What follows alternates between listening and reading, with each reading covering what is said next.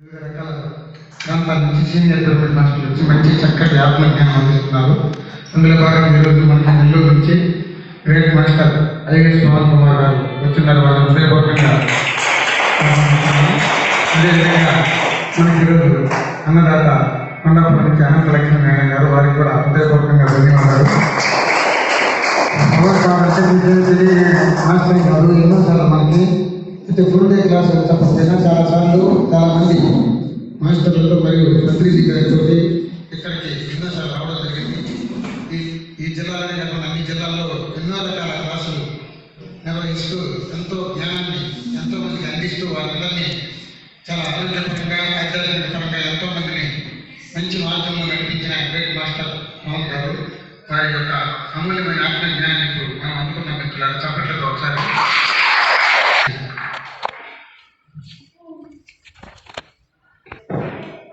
అందరికీ నమస్కారం.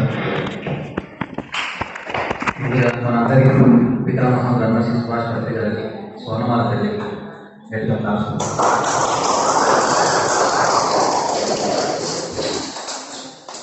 అదేవిధంగా ఇక్కడ ప్రతి ఆదివారం క్లాసు నిర్వహిస్తూ ఇక్కడ వెంకటేశ్వర సార్ ద్వారా అద్భుతమైన పిరమిడ్ వైద్యంలో రావడం జరిగింది.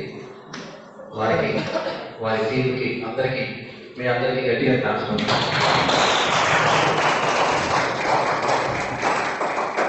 Thank you so much.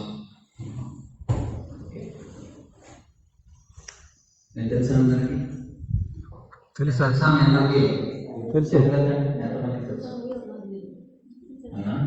Very రోజు ధ్యానం చేస్తున్నారా? చేస్తున్నారా? ఎంతసేపు చేస్తారు? గురువు గారు మనకు చెప్పింది ఏంటి? మన వయసు ఎంత ఉందో అన్ని నిమిషాలు చేయాలి. రోజుకి ఎన్నిసార్లు చేయాలి? 2 సార్లు. అరగంట గంట కాదు. మన వయసు ఎంత ఉందో అన్ని నిమిషాలు రోజుకి 2 సార్లు చేయాలి. అనారోగ్యం ఎక్కువ ఉంటే గంటలంతా చేయాలి. ఓకే, ధ్యానం అయితే ఎక్కువైతే చేస్తామో అనారోగ్యాలన్నీ కొద్ది కొద్దిగా తగ్గుతూ పూర్తిగా తగ్గిపోతాయి. అర్థమవుతుంది? ధ్యానం చేస్తున్నా కూడా తగ్గట్లేదు. అందరికీ ప్రశ్న ఉంది కదా, ధ్యానం చేస్తున్నా కూడా అనారోగ్యాలు పోవట్లేదు. ఎందుకు పోవట్లేదు? ఓకే, ఇంకా ధ్యానం చేసిన తర్వాత మన ఆలోచన విధానం మార్చుకుంటున్నాం. అసలు నువ్వు ఏం ఆలోచన చేస్తావో అదే నువ్వు అవుతావు. ఓకే, నీ భావన ఏదైతే ఉంటుందో అదే నువ్వు ఓకేవో అదే నీకు జరుగుతుంది. నువ్వు ఏం మాట్లాడతావో అదే జరుగుతుంది. యద్ భాషణం తద్భవతి. అవునా కాదండి?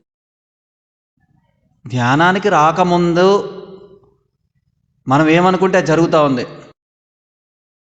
ధ్యానానికి వచ్చిన తర్వాత, ధ్యానం చేసిన తర్వాత నువ్వు ఏం ఆలోచిస్తావో అది ప్రతి సెకండ్లో, వితిన్ సెకండ్స్లో జరిగిపోతుంది. ఎందుకు జరుగుతుంది? నువ్వు ధ్యానం చేసావు, నీ లోపల ఒక శక్తిని పెంచుకున్నావు. ఓకే, ధ్యానం చేసిన తర్వాత ఏమవుతుంది? మన లోపల ఒక ఎనర్జీ అనేది వస్తూ ఉంది. ఆ ఎనర్జీ అనేది దేనికి ఉపయోగపడుతుంది? మనం మాట్లాడే మాటలకి, మనం ఆలోచించే ఆలోచనలకి, మనం చేసే పనులకి, వీటన్నిటికీ మనం చేసే ధ్యానము ఉపయోగపడుతుంది. గుర్తుంచుకోవాలి. ఎప్పుడైతే మనం ధ్యానం చేస్తామో, ధ్యానం చేసే ఆలోచన పూర్తిగా మార్చుకోవాలి. నాకు అనారోగ్యం ఉంది, పోలేదు అంటే పోదు. నేను ధ్యానం చేస్తున్నాను, నేను సంపూర్ణ ఆరోగ్యంగా ఉన్నాను అని ఆలోచన చేస్తేనే అందరికీ సంపూర్ణ ఆరోగ్యం వస్తుంది. నువ్వు ఏమి ఆలోచిస్తావో అది ప్రకృతి తీసుకుంటుంది.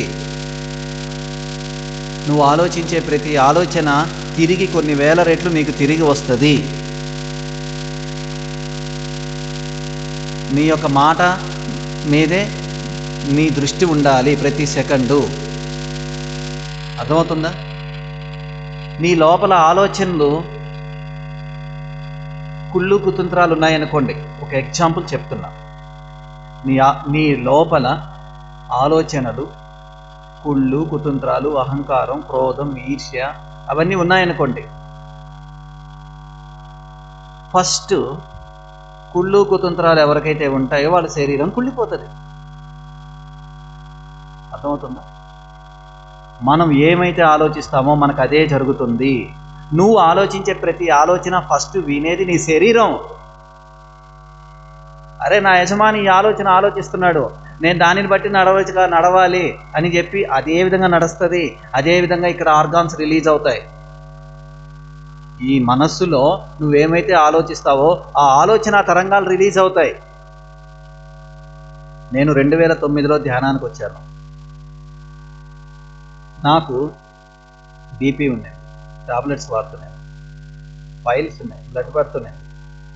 నేను పుట్టుకతోనే శాకాహారిని, అయినా కూడా నాకు ఇవి వచ్చినాయి.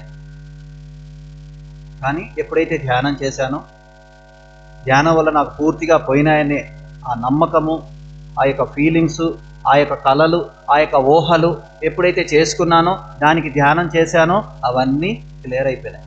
లేవు ఇప్పుడు.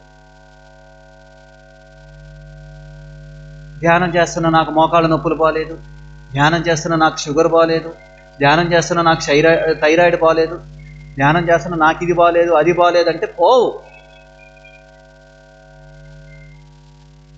ఫోన్ మోతుంది ఎవరు.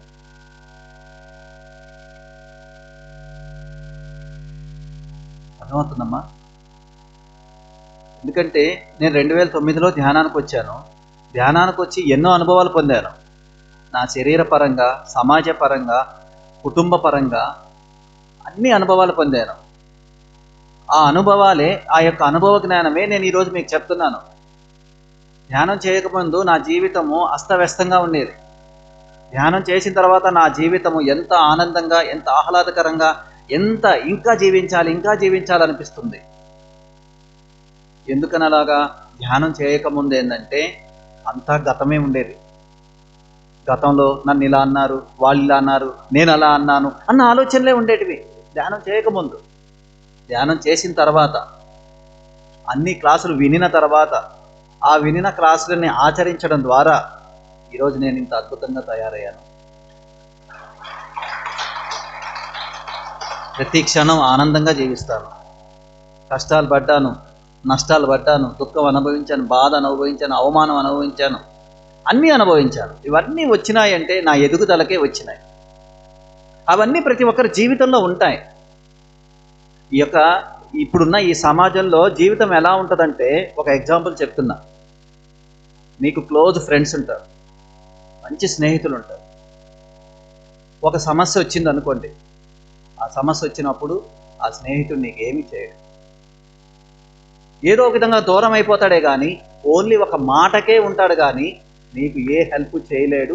వచ్చి నేనున్నానని చెప్పే ధైర్యం కూడా ఉండదు. అలాంటి సమాజంలో ఉన్నాం మనం ఇప్పుడు.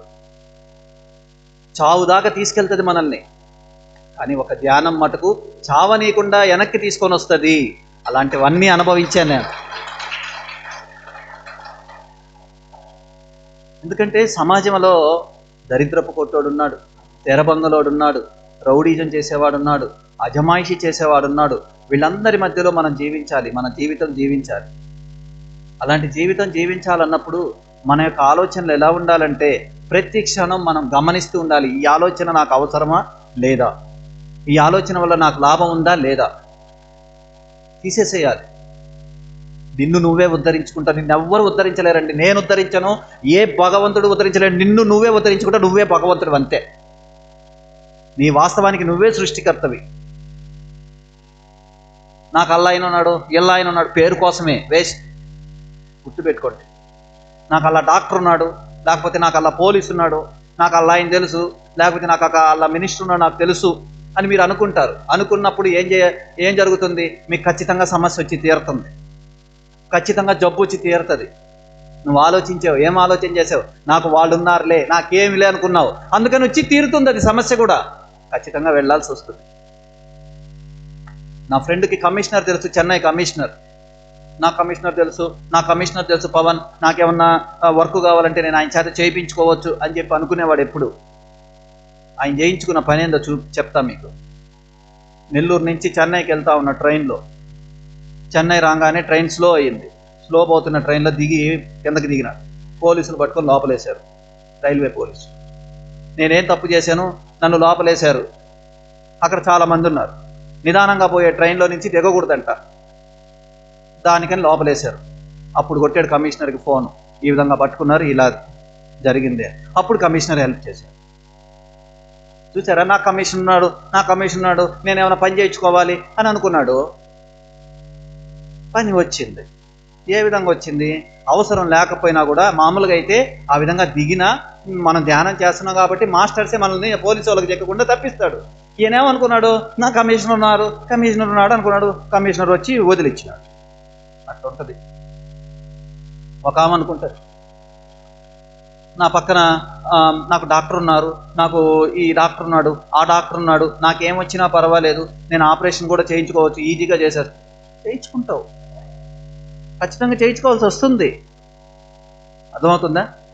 నీ ఆలోచనే నీ జీవితం, గుర్తుపెట్టుకో. నీ ఆలోచనే నువ్వు, గుర్తుపెట్టుకో. నువ్వు మాట్లాడే మాట, నువ్వు చేసే పని అంతా నీ ఆలోచన మీద ఆధారపడి ఉంటాయి. ఒక మనిషి రోజుకు 70,000 నుంచి 80,000 ఆలోచనలు చేస్తున్నాడు. ఈ ఆలోచనలన్నీ ఏమైనాయి? ఏం చేస్తున్నాడు ఆలోచన? పక్కవాడి ఇంట్లో ఏం జరుగుతుంది, పక్కవాడి ఇంట్లో ఏం సమస్యలు ఉన్నాయి, పక్కవాడి ఇంట్లో ఏం అనారోగ్యాలు ఉన్నాయి, వాటి గురించి ఆలోచిస్తున్నాడు మనిషి. వాడేమైతే ఆలోచిస్తున్నాడో అది వీడికి వస్తూ ఉంది. యద్భావం తద్భవతి కదా. నువ్వు ఏమి భావిస్తే అదే కదా వచ్చేది. పక్కింట్లో క్యాన్సర్ ఉంది, దాని గురించి ఆలోచిస్తాడు. ఆయన క్యాన్సర్ ఉంది అని. భవిష్యత్తులో క్యాన్సర్ గురవుతాడేనా? ఎక్కడో ఉంది స్వయం ఫ్లూ, అది వస్తుందేమో అనుకుంటాడు, వచ్చి తీరుతుంది స్వయం ఫ్లూ. నీకేమి కావాలో అదే ఆలోచించు, ఏమి వద్దో అది ఆలోచించొద్దు. ఏం కావాలి నీకు? నేను సంపూర్ణ ఆరోగ్యంగా ఉన్నాను అనే మాట చెప్పుకో. ఒకవేళ పరామర్శించాలి, ఆ క్యాన్సర్ పేషెంట్ దగ్గర పరామర్శించు, అయ్యా ధ్యానం చేసుకో అని చెప్పి మాట చెప్పేసి వచ్చేసేయి. ఇంకా అదే మాట మీద ఉండద్దు. నాకు మోకాళ్ళ నొప్పులు తగ్గలేదే, మోకాళ్ళ నొప్పులు అంటే ఎట్టబోతాయి? ఓ, నా మోకాలు నాకు సహకరిస్తున్నాయి, నేను ఆనందంగా ఉన్నాను, నేను సంపూర్ణ ఆరోగ్యంగా ఉన్నాను అని అనుకోవాలి. మనం చేసిన ధ్యానం ఎక్కడికి వెళ్తా ఉంది? ఇక్కడ వింటున్నారు క్లాసులు, అక్కడి నుంచి వెళ్ళిపోగానే మర్చిపోతున్నారు. అదేమన్నా అనుకుంటే అక్కడికి వచ్చే గురువులకు ఒక్కటే జరుగుతుంది అని అనుకుంటున్నారు. ఏమి లేదు, మనమంతా ఒక్కటే. కాకపోతే మీకు తెలుసు జ్ఞానం, నాకు తెలుసు, నాకు తెలిసింది నేను మీకు చెప్తున్నాను, మీకు తెలిసింది మీరు చెప్పగలుగుతారు. అందరికీ ఒకే న్యాయం జరుగుతుంది ఇక్కడ నాకు ఒక న్యాయం, మీకు ఒక న్యాయం కాదు. కాకపోతే సాధన పెంచే కొద్దీ మీకు అనుభవాలు ఎక్కువ అవుతాయి. ఒకటే లక్ష్యం పెట్టుకోవాలి మనం. దైవత్వం మన లక్ష్యం అంతే. ఏంది? దైవత్వం మన లక్ష్యం అంతే. మన లక్ష్యం ఏంటంటే దైవత్వం. అలాంటి లక్ష్యం మనం పెట్టుకున్నప్పుడు ఈ మధ్యలో వచ్చే సమస్యలు, ఈ మధ్యలో వచ్చే అనారోగ్యాలు అవన్నీ కొట్టుకొని పోతాయి. దైవత్వమే చూసుకుంటుంది అన్నీ. ఇప్పుడు వెంకటేశ్వర సార్ అన్నారు, ఆయన పిరమిడ్ బాధ్యత, ఆయన లక్ష్యం అంతే. ఆయన చూసుకుంటా ఉంటాడు, ఈ లోపల వచ్చేటి అన్నీ పోతాయి, పిరమిడ్ చూసుకుంటుంది అన్నీ. ఎవరి లక్ష్యం వాళ్ళది. ఆ లక్ష్యం ఏంటంటే దైవత్వము. దైవత్వం నీ లక్ష్యం పెట్టుకోవాలి. సాధన ఎప్పుడైతే పెంచుతామో నువ్వు మోక్షానికి అర్హుడివి. ఎప్పుడైతే సేవ చేస్తావో పుణ్యకర్మలు వస్తాయి నీకు, అంతే. కానీ సాధనే ఎప్పటికైనా మనకు సాధనే మన రక్షణ, గుర్తుపెట్టుకోండి. నువ్వు ఎన్ని గంటలు ధ్యానం చేసేదన్నదే ఇక్కడ ముఖ్యం. నువ్వు ఎంత సాధన చేసి నువ్వు ఎంత మారేవన్నదే ముఖ్యం, గుర్తుపెట్టుకో. ఒక్క సాధన వల్లనే మోక్షం వస్తుంది, ముక్తి వస్తుంది, ఇంకా దేని వల్ల రాదు. ఇవన్నీ పనులు చేసినందువల్ల పుణ్యకర్మలు వస్తాయంతే. ఒక ఆయన ఈ మధ్య పరిచయం అయ్యాడు. నేను యూట్యూబ్లో క్లాసులు ఉంటేనారు, నా క్లాసులు చూసి నాకు చాలామంది ఫోన్లు చేస్తుంటారు. సార్ మీ మెడిటేషన్ పెట్టుకొని మేము మెడిటేషన్ చేశాను, నాకు తప్పులు పోయినాయి సార్, నాకు బాగుంది సార్ అని చెప్తారు. ఈ మధ్య ఒక ఆయన రీసెంట్గా ఒంగోలు సార్ది ఆయన పరిచయం అయ్యారు. ఆయన యూట్యూబ్లో మీది ధ్యానం చేశానండి, నాకు బాగుంది, నాకు కొన్ని అనారోగ్యాలు కూడా క్లియర్ అయిపోయినాయి, మీది కాంతి ధ్యానం ఉంది, చాలా బాగుంది, అది చేసేవాడిని ఎక్కువ అని చెప్పారు. ఒకసారి ఈ మధ్య నేను ఒక వీడియో చేశాను, సీమా మేడంతో రియల్ హీరోస్ అనే వీడియో చేశాను. ఆ వీడియోలో నేను చెప్పున్నాను అనమాట. అది కూడా చూశాడు ఆయన ఈ మధ్యకాలంలో. ఆ వీడియో చూసి, సార్ నేను మీకు డొనేషన్ ఇవ్వాలనుకుంటున్నాను. మీరు ఆ సీమా మేడంతో ఇంటర్వ్యూలో మీరు చెప్పారు నాయుడుపేట పిరమిడ్ జరుగుతున్నది, ఏమైనా డొనేషన్ ఇవ్వమని అడుగున్నారు మీరు. ఆ వీడియో చూసి నాకు ఎంతోమంది హెల్ప్ చేసిన వాళ్ళు ఉన్నారు. నాయుడుపేట పిరమిడ్కి ఎంత చేశారు? 25 లక్షలు వచ్చింది నాకు. 25 lakhs పిరమిడ్ ఆవశ్యకత గురించి, మనం చేసే దాన ధర్మాల గురించి నేను దానిలో క్లుప్తంగా ఇచ్చాను. ఎప్పుడైతే ఆయన ఈ వీడియో చూశాడో, సార్ నేను ఒక 50,000 రూపాయలు ఇవ్వాలనుకుంటున్నాను, మనము మీ చేతికి ఇచ్చేస్తాను, మీరు అక్కడ చేర్చేయండి సార్ అన్నాడు. మీరు రండి సార్, ఇద్దరం వెళ్ళి అక్కడ ఇచ్చేసి వద్దామని చెప్పాను. ఒక 2 weeks బ్యాక్, 2 వారాల క్రితం ఆయన వచ్చాడు. వచ్చేసి ఆయన 50,000 ఇచ్చేసి వచ్చేసాడు. ఆయన మళ్ళీ బిగ్ షాట్, ఎప్పుడు విమానంలోనే తిరుగుతుంటాడు. ఒంగోలు సిటీ ఛానల్లో ఆయనదే. నువ్వే నా గురువు అన్నాడు. నా గురువు ఒక ఆయన ఉన్నాడు, ఆయన దగ్గర తీసుకుపోతారా అని చెప్పి రాఘవేంద్ర సార్ దగ్గర తీసుకెళ్ళాను నేను. అలాగా ఆయన అనుభవం ఏంటంటే, ఫుల్ డ్రింకర్ సార్ ఆయన. కొద్దిగా టైం దొరికితే ఇంట్లో కూర్చొని తాగుతూనే ఉండేవాడు. ఎప్పుడు డ్రింకింగే. అది ఒక పెద్ద వ్యసనం ఆయనకి. ఎప్పుడైతే నేను మారాలా, నేను ఏదో ఒక మార్పు అనేది చెందాలా అనేది ఒక ఆలోచన పడిపోయింది ఆయనలో. అలాంటప్పుడు ఆ యూట్యూబ్లో వీడియో చూసి ఆ ధ్యానం చేసి, ఈరోజు ధ్యానాన్ని ఒక వ్యసనంగా రోజుకి 6 గంటలు చేస్తున్నాడు ఆయన. చాలా మంది అంటే మనం మార్పుకి సిద్ధంగా ఉంటే ఖచ్చితంగా జరిగి తీరుతుంది. ఏదోలే వాళ్ళకొక్కటే మార్పు ఉంది, మనకి మార్పు లేదని అనుకోకుండా, ప్రతి ఒక్కరికి మార్పు ఉంది. తెలంగాణ సంగారెడ్డి డిప్యూటీ కలెక్టర్ నా వీడియోలు చూసింది. పవన్ గారు మీ వీడియోలు చాలా బాగుంటాయి, చాలా రోజుల నుంచి నేను అనుకుంటున్నాను మీకు ఫోన్ చేయాలని అని మాట్లాడింది. ఆమె డిప్యూటీ కలెక్టర్ అంట. నేను మొన్న కడతాలకు వెళ్తే, కడతాలకు వచ్చింది చూడడానికి, చూసి మాట్లాడి వెళ్ళింది.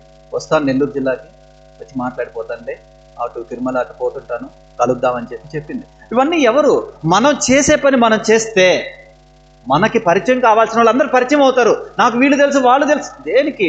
అన్నీ వేస్ట్. మనం పోయే దారి మనం కరెక్ట్గా ఉంటే మనకి ఎవరెవరు మనకు ఆ దారిలో రావాలో భగవంతుడు వాళ్ళందరినీ మనకు సెట్ చేస్తాడు. వాళ్ళనే సోల్మేట్స్ అంటాం మనం. అర్థమవుతుందా? అలాగా మనం ధ్యాన సాధన పెంచాలంతే. కరీంనగర్ నిన్న ఒక మేడం ఫోన్ చేశాను. సార్ నాకు మీ నెంబర్ వేరే వాళ్ళని అడిగి తీసుకున్నాను, నాకు క్యాన్సర్ సార్, నాకు బోన్ క్యాన్సర్, నాకు 5 సంవత్సరాల బిడ్డ, నా పరిస్థితి ఇలా ఉంది, నేను బతుకుతాను చచ్చిపోతాను, నాకు భయంగా ఉంది సార్ అంతే. ఆమెకి ఇచ్చిన ధైర్యం, నువ్వు 100 ఏళ్ళు బతుకుతావు, నేనున్నా నీకు. నేను ఎంతోమంది కౌన్సిలింగ్ చేస్తున్నా, వాళ్ళ చేత నీతో మాట్లాడిస్తా అనగానే, అవును సార్ నిజంగానా అని చెప్పి ఎంత హ్యాపీ అయింది. నేనున్నానన్న ధైర్యం ఇస్తే చాలండి, వాళ్ళు ధైర్యంగా బతికేస్తారు, జబ్బును పోగొట్టుకుంటారండి. అది చాలదా మనకి లైఫ్లో? ఎదుటి వ్యక్తి ఆనందాన్ని మనం ఎప్పుడైతే కోరుకుంటామో నీ లోపల ఆనందం పుట్టలకు వస్తుంది. అవునా కాదా? అలాగా నెంబర్ ఆఫ్ పేషెంట్లకి నేను కౌన్సిలింగ్ చేస్తూనే ఉంటాను. ఇస్తేనే వస్తుందండి ఏదైనా కూడా. ధ్యానం వలన జ్ఞానం వస్తుంది. నువ్వు నేర్చుకున్న జ్ఞానాన్ని 10 మందికి పంచి పెడితేనే తిరిగి నీకు వస్తుంది. నీ దగ్గర అంత డబ్బు ఉంది, ఒక 10 రూపాయలు ఉంది, ఒక 5 రూపాయలు దానం చేయి, 5 రూపాయలు నువ్వు ఉంచుకో. మనం ఇక్కడికి వచ్చింది దానం చేయడానికి, ఆనందంగా ఉండేదానికి. నీతో ఎవరు రారు, నీ భార్య రాదు, భర్త రాదు, బిడ్డ రాదు, ఎవరు రారు నీతో వచ్చేది నువ్వు నేర్చుకున్న నీ యొక్క జ్ఞానమే వస్తుంది అంతే. అర్థమవుతుందా? ఎంత హ్యాపీగా ఉండాలి ఈ లైఫ్, ఈ జీవితం ఎంత ఆనందంగా ఉండాలి. ఒక 50 ఏళ్ళు వచ్చాయి, 60 ఏళ్ళు వచ్చాయి, అయిపోయింది నా పని అని అనుకుంటే అయిపోతుంది. నేను 120 సంవత్సరాలు ఈ భూమి మీద జీవిస్తాను, నా పని నేను చేసుకుంటూ జీవిస్తాను, నేను ఆనందంగా ఉంటాను, నేను ఎవరి మీద ఆధారపడను, నేను ఎవరి చేత చేయించుకోను, ఎవరి చేత అడిగించుకోను, నాకు తెలియకుండా నా చావు పంచేంద్రియాల ద్వారా వెళ్ళిపోతుంది అని ఆలోచన చేయాలి ఎప్పుడు మనం. నా జీవితం అయిపోయింది, నేనేంటి ఇలా ఉన్నాను, 40 ఏళ్ళు రాగానే 50 ఏళ్ళు రాగానే కలద్దాలు పెట్టుకోవాలంట. లేకపోతే ఒక కర్ర పట్టుకోవాలంట. ఇవన్నీ మనం ఏంటంటే మనం క్రియేట్ చేసుకున్నట్టువి ఇవంతా. You create your own reality. నీ వాస్తవానికి నీవే సృష్టికర్తవు. ప్రతి క్షణం ఆనందంగా జీవించాలంతే. ప్రతి క్షణం ఆనందంగా జీవించాలి. గతాన్ని మర్చిపో. నువ్వు ఎప్పుడైతే మర్చిపోవడం నేర్చుకుంటావో నీ దగ్గర క్షమాగుణం ఉన్నట్లు. క్షమిస్తేనే కదా ఆ మనిషిని మర్చిపోతాం మనం. చెప్పండి. మర్చిపోవడంలో 2 రకాలు ఉన్నాయి, 2 గుణాలు ఉన్నాయి, 2 ఉన్నాయి. మర్చిపోవడం వల్ల 2 వస్తాయి మనకి. ఒక మనిషి మనల్ని అరిచాడు, ఒక మనిషి మనల్ని బాధ పెట్టాడు, వాళ్ళని మనం మర్చిపోవాలి. మర్చిపోతున్నామంటే వాళ్ళని క్షమించాము అని అర్థం. క్షమించే గుణం ఎవరికి ఉంటుంది? ప్రేమించే వాడికే ఉంటుంది. ప్రేమించే గుణం ఎవరికైతే ఉంటుందో క్షమించే అర్హత వాడికొక్కటే ఉంటుంది, అంతే, ఇంకెవ్వరికి ఉండదు. ఈ 2 గుణాలు వస్తాయి. అవునా కాదండి? మనం జీవితం జీవించినంత కాలం ఆనందంగా జీవిద్దాం. నీకు మోక్షం ఎక్కడో లేదు, నీ సంసారంలోనే ఉంది మోక్షం. గుర్తుపెట్టుకో. ఎక్కడో ఎదుక్కోవాల్సిన అవసరం లే. నీ సంసారంలో నీ బిడ్డల చిరునవ్వులో ఉంది, నీ భార్య చిరునవ్వులో ఉంది, నీ భర్త చిరునవ్వులో ఉంది. పత్రి గారు చెప్పింది ఈ విషయం. పత్రి గారు ఒక సభలో చెప్పారు, మోక్షం అని ఎక్కడెక్కడో ఎతుకుతుంటారు. నీ ఇంట్లో నీ భార్య చిరునవ్వులో ఉందిరా మోక్షం, నీ పిల్లల చిరునవ్వులో ఉందిరా మోక్షం. వాటిని చూసి ఆనందించరా, అదేరా మోక్షం అంటే. ఇంకా వేరేది ఏమి లేదురా అంటున్నాడు. దానికోసం ఎన్నో గంటలు సాధన చేస్తున్నాం మనం. ఆ ఆనందం కోసం ఎతుక్కుంటున్నాం గంటలు సాధన చేసి. ఆయన చిన్న సూక్ష్మంలో మోక్షం చూపించేశాడు ఆయన. మనం ఇంట్లో గెలుస్తున్నామా? ఇంట గెలిచి రచ్చగెలవు అనే సామెత ఉంది. నేను నా భార్యని ధ్యానం చేయమని చెప్పా, ఆమె అనింది, నువ్వు భలే మారేవులే, నేను చేస్తానింది. నేను మారి చూపించాను, ధ్యానం చేసింది, ఎన్నో అనుభవాలు పొందింది, ఆరోగ్యపరంగా పొందింది. ఈరోజు ఎంతో ఆనందంగా ఉంది. ఎంత అనుభవించాలంటే అంత అనుభవిస్తూ ఉంది ఈరోజు. ఎందుకని? నాలో మార్పు చూసింది. ఎదుటి వ్యక్తి మారలేదంటే నీ లోపల మార్పు ఉందా? ధ్యానం అనే పేరుతో ఒక చొక్కా ప్యాంట్ వేసుకొని తిరుగుతున్నాం. ఆచరణే ముఖ్యం. ఇక్కడ గుర్తుపెట్టుకోండి, ఆచరణే ముఖ్యం. నువ్వు ఎన్ని గంటలు ధ్యానం చేసినా నీ లోపల ప్రేమతత్వం, క్షమాగుణం అనేది లేకపోతే నువ్వు చేసిన ధ్యానం అంతా బూడిదలో పూసిన పన్నీరు. అంతే కదండి. మనము సాధన చేయాలి, సాధన చేసి మార్పు చెందాలి. 15 సంవత్సరాలు అవుతుంది నేను ధ్యానంలోకి వచ్చి. ఇప్పుడు నేను ఎంత ఆనందంగా ఉన్నానో, ఎన్నో అనుభవాలు పొందాను. ఇప్పుడు నెల్లూరు నుంచి కారులో వస్తూ ఉన్నాను, మంచి పాటలు వింటా వస్తున్నాను, మంచి లవ్ సాంగ్స్ వింటా వస్తున్నాను. నేను ఊహించుకుంటా వస్తున్నాను. నా లవర్ ఎవరు? నా బాడీ. నన్ను ఎవరు లవ్ చేస్తున్నారు? నా సోల్ లవ్ చేస్తుంది. వాళ్ళిద్దరూ ప్రేమించుకునే ఆ ప్రేమలో ఆ పాటలను వింటూ వస్తున్నాను, వాటిని అలా ఊహించుకుంటూ వస్తున్నాను. ఆ ఏకాంతంలో కదా ఆ పాటలతో ధ్యానం చేసుకుంటూ వస్తున్నాను. చాలదండి, ఇంకేం మార్పు కావాలి మనకి? ఎప్పుడు హ్యాపీగా ఉండాలి. గతం జరిగిపోయింది, వదిలేసేయాలి. గతం తలుచుకుంటే బాధ, భవిష్యత్తు తలుచుకుంటే భయం. గుర్తుపెట్టుకోండి, ఈ 2 మనిషిని పీడించేస్తాయి.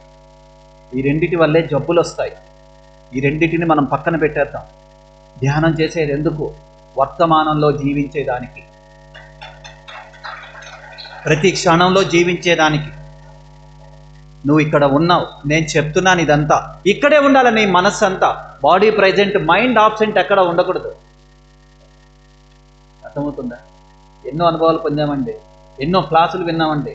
ప్రతి క్లాసులో చెప్పిన మాస్టర్ యొక్క జ్ఞానాన్ని పూర్తిగా వినకపోయినా కొద్దిగా వినిన జ్ఞానాన్ని ఇంట్లోకి వెళ్ళి పుస్తకంలో రాసుకొని ఈరోజు ఇంత అనుభవాలు పొంది ఇంత ఆనందంగా ఉన్నాము అంటే ఈ జన్మ పత్రిజీ గారు పెట్టిన భిక్ష, పునర్జన్మిత్. ఆయనే లేకపోతే మనం ఎక్కడున్నామండి? ఎక్కడ ఉన్నాం మనం? అసలు చచ్చే వాళ్ళని బతికించాడు ఆయన, చావు దాకా తీసుకెళ్ళి బతికించాడు ఆయన. ఈ భూమి మీద ఎన్నో సొసైటీస్ ఉన్నాయి, ఎన్నో రకాల ధ్యానాలు ఉన్నాయి.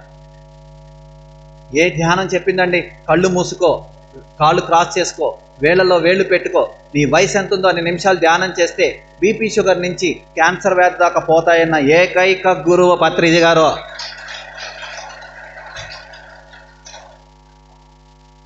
అవునా కాదండి? ధ్యానం చేయాలా? ధ్యానం సర్వ రోగ నివారిణి, ధ్యానం సకల భోగకారిణి, ధ్యానం సత్య జ్ఞాన ప్రసాదిని, ధ్యానం సర్వ సమస్యల పరిష్కారిణి. ఇవన్నీ ఎవరికైనా జరుగుతున్నాయా? వినడానికైనా ఇది అంతేనా? ఎప్పుడు మన లోపలికి వచ్చేది అవి, మనం ఎప్పుడు వాటిల్ని ఎంజాయ్ చేసేది? ధ్యానం సర్వరోగ నివారణ అన్నారు. ఎవరికైంది సర్వరోగ నివారణి? ఆ సర్వరోగాల నివారణ అయ్యే లోపలే నీ ఆలోచనలు అడ్డుపడతా ఉండే. నాకు ఇంకా పోలేదు, ఇంకా పోలేదు, ఇంకా పోలేదు, ఇంకా పోలేదు ఈ జబ్బు. నీ జబ్బు నీ 6 శరీరాల్లో, నీ 7 శరీరాల్లో పూర్తిగా కంప్లీట్ అయిపోయినది. కాకపోతే ఫిజికల్గా దీని మీద ఊరికి అలా కనిపిస్తా ఉంది. గుర్తుపెట్టుకో, మనకు 7 శరీరాలు ఉంటాయి. ఈ 7వ శరీరాన్నే ఈ యొక్క భౌతిక శరీరం అంటారు. మిగతా 6 శరీరాలు ఉన్నాయి. ఈ 6 శరీరాలతో రాత్రిపూట ప్రయాణం చేస్తాం మనం నిద్రలో. గుర్తుపెట్టుకోండి, ఆ 6 శరీరాల్లో మనకున్న జబ్బులన్నీ పూర్తిగా కంప్లీట్ అయిపోయింది. డాక్టర్ కూడా పైనే తీయగలుగుతాడు. మన జబ్బును మనము లోపల శరీరాల నుంచి పూర్తిగా వేళ్లతో కూడా తీసేసుకొని వచ్చే శక్తి ఒక ధ్యానం ద్వారానే జరుగుతుంది. అవునా కాదండి? ధ్యానం చేసి మనం ఏం నేర్చుకున్నాం? ధ్యానం చేసి అసలు నువ్వెవరో తెలుసుకున్నావు కదా. ఎవరండి నువ్వు? ధ్యానం చేసి నేను ఒక ఆత్మని అని తెలుసుకున్నావా లేదా? దాన్ని ఆచరిస్తున్నామా? చిన్నది, నేను ఆత్మని అనే మాట ఆచరిస్తున్నామా? అది ఆచరించితే నిన్ను ఎవడన్నా తిట్టినా అది నన్ను కాదు. ఆత్మకి తిట్లు ఉంటాయా? ఆత్మకి నిందలు ఉంటాయా? ఆత్మకి అవమానాలు ఉంటాయా? ఆత్మకి చావు ఉంటుందా? ఆత్మకి హేళన ఉంటుందా? ఏం ఉండనప్పుడు నన్ను తిట్టాడని నువ్వు ఎందుకు అనుకుంటావు? అవునా కదా? అవన్నీ చెప్పడానికి బాగుంటాయి, ఆచరించేటప్పుడు కష్టంగా ఉంటాయి. ఆ ఆచరణ రావాలి అంటే సాధన టైం దొరికినప్పుడల్లా. ఏం ఉదయం చేసేసాం అయిపోయింది కాదు, మళ్ళీ 15 నిమిషాలు టైం దొరికింది, మళ్ళీ కూర్చోవాలి. అందుకనే నేనేం చెప్తానంటే, గంటలు సాధన ఒక్కసారి చేసే బదులు గంటల సాధన కొద్దిగా టైం తగ్గించుకుంటూ రోజంతా చెయ్యి, చాలా బాగుంటుంది. అప్పుడు ఉదయం 1 గంట ధ్యానం చేసేసామండి అయిపోయింది మా పని అని అనుకోకూడదు. తీరిక దొరికినప్పుడు 10 నిమిషాలు దొరికింది కళ్ళు మూసాయి, 15 నిమిషాలు దొరికింది కళ్ళు మూసే. అర్థమవుతుందా? సాయంత్రం అయితే టీవీలు చూడాలా, సీరియల్స్ చూడాలా, లేకపోతే పక్కింటి ఆమెతో మాట్లాడాలా? అవునా? అవన్నీ వృధా వద్దు. ఇంకా మనకి సత్యం తెలిసిపోయింది. ఏం తెలిసిపోయింది? సమయం వృధా చేయకూడదు. ఇప్పుడు రోజులు గుర్రాల్లా పరిగిస్తున్నాయా లేదా? ఎంత ఫాస్ట్గా పరిగిస్తున్నాయి. మనం వాటితో పరిగెత్తలేకున్నాం. మొన్న వచ్చింది పెద్ద పండుగ, అప్పుడే వచ్చింది అయిపోయింది. మళ్ళీ మొన్న వచ్చింది ధ్యాన యజ్ఞం, అప్పుడే అయిపోయింది. సంక్రాంతి యజ్ఞం కూడా అయిపోయింది కొట్టాలలో. చూసారా ఎంత ఫాస్ట్గా వెళ్తుందో రోజులు? వాటితో పరిగెత్తాలి అంటే నువ్వు సాధన పెంచాలి. నువ్వు ఎప్పుడైతే సాధన పెంచుతావో అప్పుడు మన ఆలోచన విధానాలు పూర్తిగా మారి నీ జబ్బును నువ్వు పోగొట్టుకోగలుగుతావు. నువ్వు ఎదుటి వ్యక్తితో మాట్లాడే విధానం బాగుంటుంది. ఎంతో అద్భుతంగా జీవించగలుగుతావు ఈ భూమి మీద. అర్థమవుతుందా? ఇంట్లో నుంచి బయటకు వస్తావు, ఇంట్లో విషయాలు మర్చిపో. నేను ఇంట్లో విషయాలు గుర్తుపెట్టుకొని ఉంటే నేను నీకు క్లాస్ చెప్పగలుగుతానా? మా పాప ఏం చేస్తుందో, ఆడుకుంటుందా లేదా, లేకపోతే పాతకాన్ని కొడుతుందా మా ఈ ఆమె పక్కన ఆమె ఇంట్లో, అవన్నీ అనుకుంటే జరుగుతుందా? అవన్నీ మర్చిపోవాలి. అవన్నీ మర్చిపోతేనే గాంభీర్యంగా చెప్పగలుగుతాం. బయట నుంచి ఇంట్లోకి వెళ్ళాం, బయట విషయాలు మర్చిపో. అప్పుడు ఇంట్లో ఆనందంగా ఉంటాం. నేను ఏమైతే మీకు చెప్తానో నాకు అన్నీ ఎదురవుతాయి. నేను అన్నీ ఎదురయ్యి ఎన్నో సమస్యలు ఎదుర్కొన్నాను కూడా. ఈరోజు నాకు ఎదురయ్యేదే లేదు. బాబాజీ ఇచ్చిన జ్ఞానాన్ని నేను మీకు చెప్తున్నా. అప్పుడు ఏమనుకునేవాడిని? అప్పుడు నేను చెప్తున్నాను అనుకునేవాడిని. ఇప్పుడు నాకేమనుకుంటున్నాను? పరమ గురువులు చెప్పే జ్ఞానాన్ని నేను నా ద్వారా వీళ్ళకి అందిస్తున్నాను. ఈ ఆత్మలకి నాకేం రావు. దాంట్లో నేను లేను. నేను ఇక్కడ మాట్లాడుతున్నానంటే బాబాజీయే చెప్పిస్తున్నారు నా చేత. ఎందుకంటే ఏం కావాలి? ధ్యానం సర్వరోగ నివారిణి, ధ్యానం సకల భోగకారిణి, ధ్యానం సత్యజ్ఞాన ప్రసాదిని, ధ్యానం సర్వ సమస్యల పరిష్కారిని. కొద్దిసేపు ధ్యానం చేసినా పర్ఫెక్ట్ ధ్యానం చేయి. నిద్రపోబాకు ధ్యానంలో, ఎరుకతో ఉండు. ఉండినంతసేపు మంచి నిద్ర పడుతుందా? మంచిగా విసర్జన అవుతుందా? ఈ రెండు ఉంటే చాలు, ప్రతి మనిషికి హీరో అయిపోతాడు. ఈ రెండు ఇప్పుడు అందరికీ కష్టమైపోయింది, కానీ ఒక ధ్యానులకు ఒక్కటే ఈ రెండు ఈజీ అయిపోయినాయి. అవునా కాదండి? అవునా కాదా? నాకైతే అలానే ఉంది. నేను రోజు ధ్యానం చేస్తాను, ఇయే మాట్లాడుకుంటుంటాం. ఎప్పుడు సజ్జన సాంగత్యం చేసుకుంటుండాలి, మంచి మాటలు మాట్లాడుతుండాలి. నెగటివ్ మాటలు మాట్లాడే వాళ్ళతో స్నేహం కట్ చేసేయండి. మంచి సజ్జన సాంగత్యం చేసే వాళ్ళతోనే మాట్లాడుకోండి. ఈ రోజుల్లో ఎవరు ఫ్రెండ్స్ లేరండి. నువ్వు నమ్మద్దు. పొరపాటు నాకు ఈ నొప్పి ఉంది, ఆ నొప్పి ఉంది అని పక్కన కానీ చెప్పేవే అనుకో, ఆమె నీ ముందు యాక్షన్ చేస్తుంది అంతే. అవునా, అమ్మ పాపం, అయ్యో. తర్వాత దీనికి కావాలని చెప్పి ఊరంతా చెప్పద్ది, ఊరంతా చెప్పద్ది. అప్పుడు నీ జబ్బు నువ్వే పెద్ద చేసుకున్నట్లు. నీ ఇంట్లో జబ్బుల గురించి, నీ ఇంట్లో సమస్యల గురించి, నీ ఇంట్లో ఆర్థిక బాధల గురించి ఏ మనిషితో, నీ పక్కింటి వాళ్ళతో కూడా చెప్పొద్దు. నీ లోపల నువ్వే ధ్యానం చేసుకొని వాటికి పరిష్కారం వెతుక్కో, దొరుకుతుంది. నేను వన్స్ అపాన్ ఏ టైం అన్నీ చెప్పుకొని జీవితాన్ని సగం అయిపోయింది, మిగతా సగం ఎంజాయ్ చేస్తున్నాను. ఎలా చేస్తున్నాను? నా లోపలే నేను పరిష్కారం వెతుక్కుంటా. నా ధ్యానమే నాకు పరిష్కారం చూపిస్తుంది. ఇంత అద్భుతంగా ఉన్నాను కదా. ఒక ధ్యానం చేసేవాడికే కష్టాలు ఉంటాయి, గుర్తుపెట్టుకోండి. లేవా మీకు? లేవా? ఎందుకుంటున్నాయి? అన్నీ అనుభవించేసేయాలి. ఈ జన్మ చివరి జన్మ చేసుకుంటాం కాబట్టి మనం. అవునా కదా? ఒక ధ్యానం చేసేవాడికే అనారోగ్యం ఒకటి పోగానే ఇంకొకటి వస్తుంది.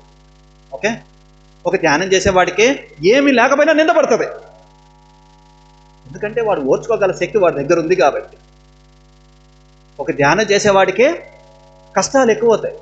ఎందుకంటే భగవంతుడు ఇంకా ఈ జన్మ నీకు చాలురా, నువ్వు అన్నీ అనుభవించేసావు, ఇంకా వేరే జన్మ తీసుకో, ఉన్నత లోకాలు ఉన్నాయి, ఉన్నతమైన జ్ఞానాన్ని తీసుకొని నీ వర్క్ అక్కడ ఉందని చెప్పి మన చేత వర్క్ చేయించేదానికి ఆయన ఆడించే ఆట ఇది.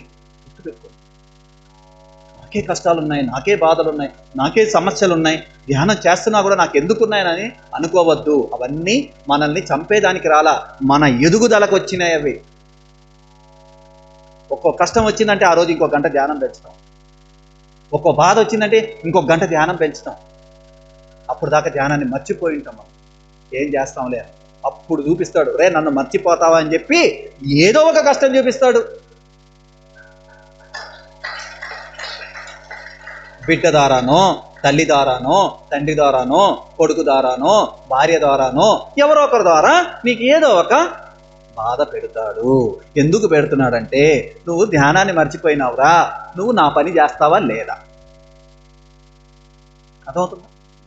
అందుకని ధ్యానం చేసే వాళ్ళకి కష్టాలు ఉన్నాయి అంటే మనము ఈరోజు ఒక గంట చేసేసి అప్పుడు ఇంకా చాలే అనుకుంటాం. అబ్బే కుదరదు. ఆయన ఇంకా తెలియగలడు. నాకు కొంచెమే అన్నం పెడతారా, మీరేమో 3 పూట్ల తింటారా, నాకేం ఒక్క పూటే పెడతారా, కడుపు కాలుస్తారా అని ఏదో ఒక కష్టాన్ని ఇస్తారు. అవసరమా? అందుకనే నేనేం చెప్తున్నా అంటే ఒక గంటను 2 సార్లుగా చెయ్యి, లేకపోతే 2 గంటలు 4 సార్లుగా చేసుకో. అప్పుడు పూటకు అన్నం పెట్టినట్లే ఆత్మకి. అర్థమవుతుందా? ఇవన్నీ నేను చెప్పట్లే, నా చేత చెప్పిస్తున్నాడు మాస్టర్స్. అప్పుడు మన లైఫ్ చాలా అద్భుతంగా ఉంటుంది.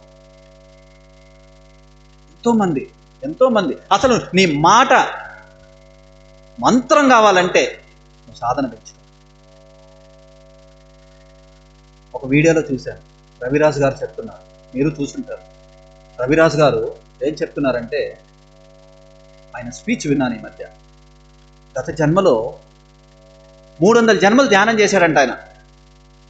చేసి ఆ వెంట్రుకలన్నీ కింద దాకా పెరిగిపోయినాయంట.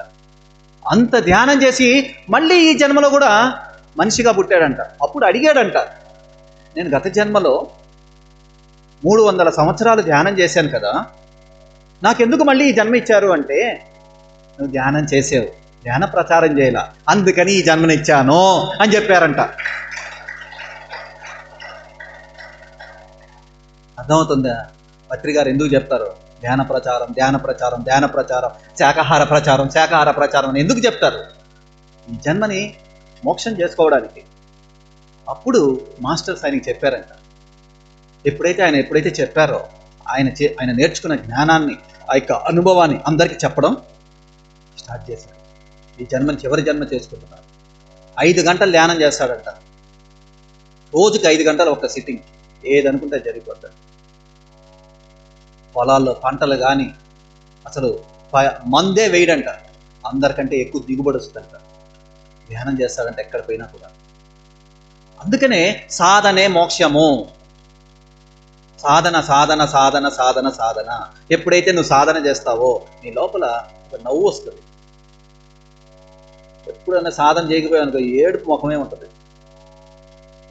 ఎప్పుడు ఆనందంగా ఉండాలంటే నీ ఫేస్లో అర్థమైపోతుంది నువ్వు ధ్యానం చేసావా లేదా ధ్యానం చేయలేదా అని. ధ్యానం ఎప్పుడైతే చేస్తామో ఆ యొక్క నారింజ కలర్లో ఫేస్ మారిపోతుంది. ఎంత సులభమైన పద్ధతిని భగవంతుడు పత్రిజీ గారు మనకి ఇచ్చారండి. ఆయన ఏదో ముందుగా వెళ్ళిపోయారు అనుకుంటున్నాం. లేదు లేదు, పైకి వెళ్ళి కింద ఆడిస్తున్నాడు ఆటంతా. ప్రతి ఒక్కరిలో వచ్చి ప్రతి ఒక్కరి జీవితాన్ని కరప్ట్ చేస్తున్నాడు. అందుకనే ఆయన పోయిన తర్వాత ఇంకెవరు పోలా, అందరూ ఆగిపోయినారు. అలాగా మనం ధ్యానం చేయాలి. ధ్యానం సకల భోగకారిణి. నీ ఆనందమే నీ సంపూర్ణ ఆరోగ్యం. గుర్తుపెట్టుకో, నువ్వు ఎప్పుడైతే ఆనందంగా ఉంటావో సంపూర్ణ ఆరోగ్యం ఉంటావు. నువ్వు ధ్యానం చేస్తున్నా జబ్బులు పోవట్లేదు. ఎందుకు పోవట్లేదంటే నీ దగ్గర సరైన సంకల్పం లేదు. కొంతమంది అంటారు ఈ యాస్టల్ హీలింగ్లు, యాస్టల్ సర్జరీస్లు ఎందుకు ఎందుకు ఎందుకు అని. ఎందుకంటే ధ్యానం ఏం గంటలు చేస్తున్నా సరైన సంకల్పం పెట్టుకోకపోతుండే ఆ యొక్క సంకల్పాల యొక్క మహాశక్తిని తీసుకొని ధ్యానం చేపిస్తాం మేము. ఎంతోమంది ధ్యానం చేసి యాస్టల్ హీలింగ్ వర్క్షాప్స్కి వచ్చి ఎన్నో జబ్బులు పోగొట్టుకున్న వాళ్ళు కూడా ఉన్నారు. సంకల్పము పెట్టుకుంటాం, ఆ సంకల్పము వింటావంతే. ఆ వినిన శక్తిని తీసుకుంటావు. సంకల్పమే నీకు అడ్డు కాదు. కొత్తలో సంకల్పం అనేది అవసరము. తర్వాత పాను ఏ సంగీతం అవసరం లే, ఏ సంకల్పం అవసరం లే, మహాపరిశూన్యంతోనే నువ్వు ఉంటావు. అదే నువ్వు అయిపోతావు. అవునా కాదండి? ఈరోజు మేము ధ్యానం చేపిస్తాం. కొత్త వాళ్ళు కూడా 4 గంటలు కూర్చోబెట్టగల శక్తి మా దగ్గర ఉంది. ఎందుకంటే అంత డెప్త్కి తీసుకొని వెళ్తాం వాళ్ళు. నువ్వు ధ్యానం చేస్తుంటేనే ఎదుటి వ్యక్తి చేత ధ్యానం చేయించగలుగుతావు. నువ్వు నీ శరీరాన్ని ప్రేమిస్తేనే నువ్వు ఎదుటి వ్యక్తిని ప్రేమించగలుగుతావు. నీలో ముందు క్షమాగుణం ఉంటేనే ఎదుటి వ్యక్తిని క్షమించగల శక్తి ఉంటుంది నీ దగ్గర. రకరకాల అనుభవాలండి. ఒకప్పుడు రోజులు వేరు, ఇప్పుడు రోజులు వేరు. ఒకప్పుడు మనుషులు వేరు, ఇప్పుడు మనుషులు వేరు. ఇప్పుడు ప్రతి మనిషిలో సాధు గుణాలు వచ్చేసాయి. ఈ రోజున్న మనిషి రేపు ఉండట్లేదు, వాడు వెళ్ళిపోతున్నాడు. బాగున్నాడే వెళ్ళిపోతారు. అందరం అదే లైన్లో ఉన్నాం. కాకపోతే మనము ఎప్పుడైతే సాధన పెంచుతామో మన యొక్క శ్వాస చిన్నదైపోయి ఆ శ్వాస జరగాల్సిన దానికంటే ఒక్కటి జరిగి మన శ్వాసల్ని మనం మిగుల్చుకొని ఈ భూమి మీద మన జీవన ప్రయాణం పెంచుకుంటా పోతాము ధ్యానం వలన. అందుకనే మన జీవితం అనేది పెరుగుతూ పోతుంది. ఎంతోమంది హిమాలయాల్లో యోగులు, ఋషులు, మహర్షులు తపస్సు చేస్తున్నారు. వాళ్ళు 100 సంవత్సరాలు ఏ జబ్బు లేకుండా అసలు అన్ని సంవత్సరాలు ఎలా జీవిస్తున్నారు అంటే వాళ్ళ శ్వాసల్ని వాళ్ళ మిగుల్చుకొని 2 శ్వాసలకు 1 శ్వాస. అలాగా మనము ధ్యానం చేయాలి. ఇప్పుడు మీ చేత కొద్దిసేపు ధ్యానం చేపిస్తాను. దాని పేరు యాస్టల్ ఆపరేషన్ సర్జరీస్. అద్భుతమైన ధ్యానం చేపిస్తాను. మీరు ఎప్పుడు చేస్తుండరు అలాంటి ధ్యానం. ఎన్నో జబ్బులు ఈ రోజుతో పోగొట్టుకోవచ్చు మీరు. అర్థమవుతుందా? గట్టిగా క్లాప్స్ కొట్టండి.